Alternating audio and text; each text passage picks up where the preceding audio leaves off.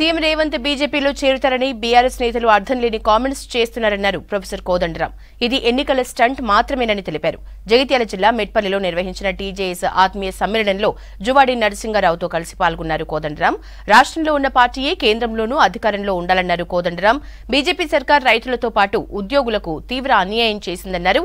ఈ ఎన్నికలు బీజేపీకి ప్రజలకు మధ్య జరుగుతున్నాయని, రాజ్యాంగ పరిరక్షణకు కాంగ్రెస్ కి ఓటు వేయాలని పిలుపునిచ్చారు కోదండరాం. మేము ఉంటేనే దేశం బాగుపడుతుంది, మోడీ ఉంటేనే దేశం బాగుపడుతుంది, మోడీ ఉంటేనే దేశం సుభిక్షంగా ఉంటుంది అంటున్నారు. మన దేశం పేరు వెళ్తుంది అని కూడా అంటున్నారు. నేను అందరినీ కూడా ఒక మాట అడుగుతున్నా, దేశం బాగుపడు అంటే అర్థమైంది. దేశంలో ఎవరెవరు ఉంటారు? ఒక అంబానీ కంపెనీ, అదానీ కంపెనీ నడిపేటోళ్ళు మాత్రమే ఉంటారా? మనం కూడా ఆ దేశంలో భాగమా కాదా? మీరే ఆలోచించి చెప్పండి. దేశం అంటే అంబానీ అదానీ మాత్రమేనా? దేశం అంటే మెట్పల్లి రైతు కూడా ఉండడా అనేది నేను అడుగుతున్నా.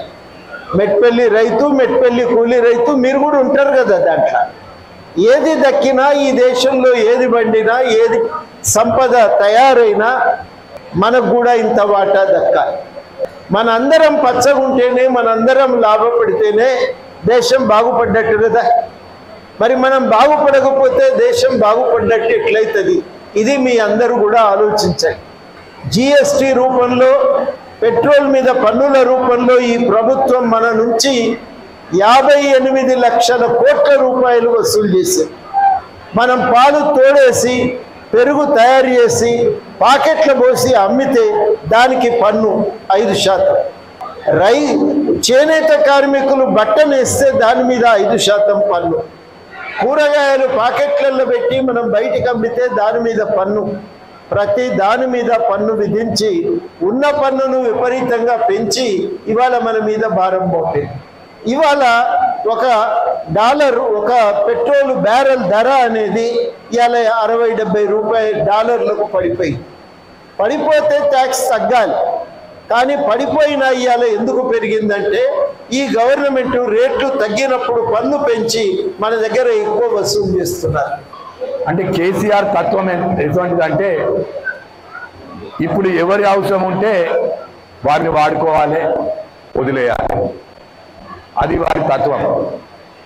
వారి మాటలు నమ్మి తెలంగాణ ప్రజలంతా కూడా మోసపోయినారు. కేవలం ఇవాళ ఈ రాష్ట్రానికి 4 లక్షల రూపాయలు అప్పు అయిందంటే, ఆ అప్పు ఎవరి దగ్గర ఉన్నది, ఆ డబ్బులు ఎటుపోయినాయి అంటే కేవలం వాళ్ళ కుటుంబం వాళ్ళే ఎక్కువ సంపాదించుకున్నారు. దయచేసి మిమ్మల్ని అడుగుతా ఉన్న మహిళా సోదరులను, ఇవాళ కవితమ్మ ఎక్కడుందమ్మా?